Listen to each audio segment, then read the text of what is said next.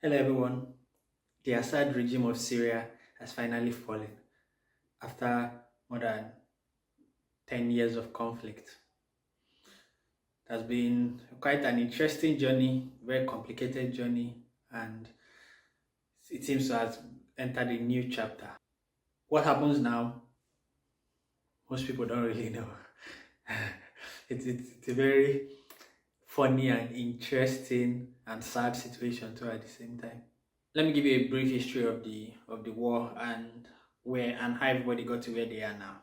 So the war started in 2011 around that time. After the Arab Spring period, rebel groups picked up and wanted to take over Syria from Assad because they did not like his extremely harsh ways of doing things, and they started an armed rebellion against him. That armed rebellion turned into one huge mess with ISIS entering into the picture, Al Qaeda entering into the picture, the US entering into the picture, Iran entering into the picture, Turkey entering into the picture, and ended up with Russia coming in later on to back the Assad regime. Russia helped them.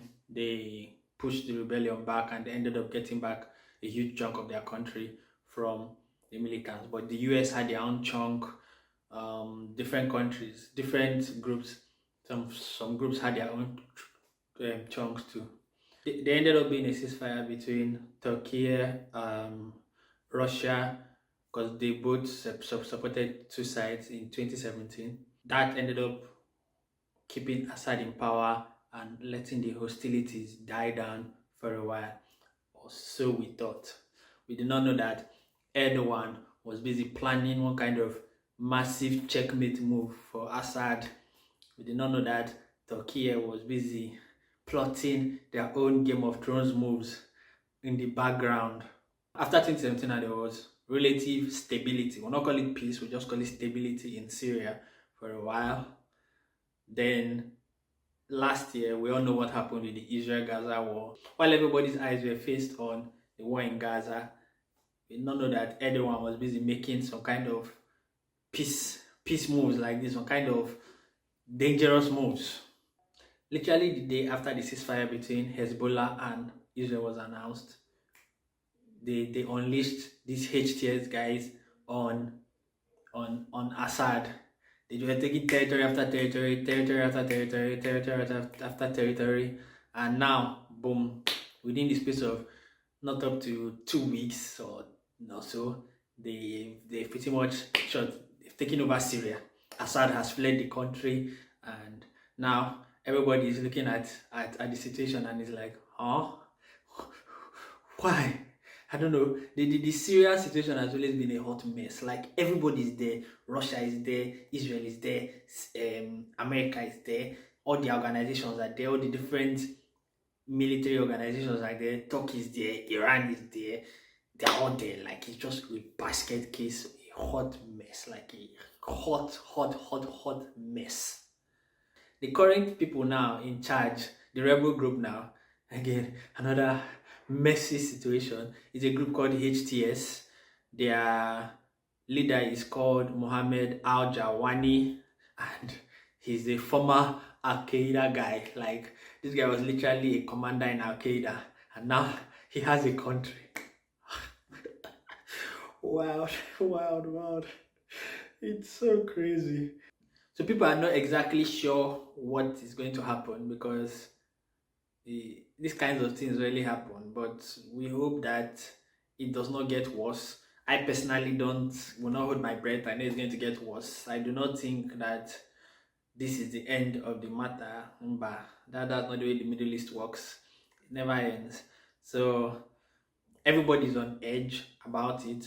So currently, this guy is actually wanted by the US. On their Twitter page, there's actually a post from 2014 or 2017 or so that this guy's face is there, literally, like he's a wanted man. They want the guy. Trump made a post about it a few days ago that America should not butt into the matter because yes, America does not like Assad, and at the end of the day, it benefits America if Assad is gone. But again, it's wanting to remove if somebody you see you think is bad, and there's another thing who replaces them, whether this person has replaced them now is going to be much worse than what was there in the past. We'll be watching and be seeing. So even Israel now has sent soldiers to their border with Syria to sort of buffer themselves just in case, because I don't think they too, I think they knew about it to an extent, but they were not necessarily at the head of it. They just sort of had an inkling that this was coming, because I remember a few weeks ago when Netanyahu spoke directly to Assad and was like, your time is coming, like he, as if he had an inkling that this was going to happen. So people, there have been whispers about the move for like 2 weeks to a month before it started to happen. Even Al Jazeera had a post about it. So it's not entirely very surprising, but I don't know why the Syrian army just collapsed. Like, they did not fight, they just let the rebels take the entire country. Again, this same thing happened in Afghanistan. Immediately America left the soldiers in Afghanistan, boom, they just capitulated. Same thing here now, because Russia is busy with Ukraine, this guy is just capitulated. And I'm like, why? I thought you guys are the ones that like to fall. Now fight pass. It's like, rest, or at least defend your country. If I want to talk about international politics, I like to tie it to what might be the effects in Africa. So this guy David Hundeyin made a post literally after it was announced that Assad had gone, and it was like African leaders should try to start arming up, because this development might be a problem for us too, because now literally somebody that was the head of a terrorist organization currently runs Syria. It's wild, really wild. But I do not necessarily, I too sort of had that sentiment, but thinking about it longer, I think it will take a while before it reaches, if it ever reaches at the African continent, it will take a while, and the major powers will likely contain it long before it leaves the sea. I don't think they will let it even leave Syria. If countries have to go back inside there and remove them, they likely will form the necessary level of coalition to remove them. So I don't think it's a direct threat. People are talking about Libya, like it's very similar to Libya. The situation might just end up creating a long-term chaos in the country, because again, Libya has been in a very problematic situation now for a very long time.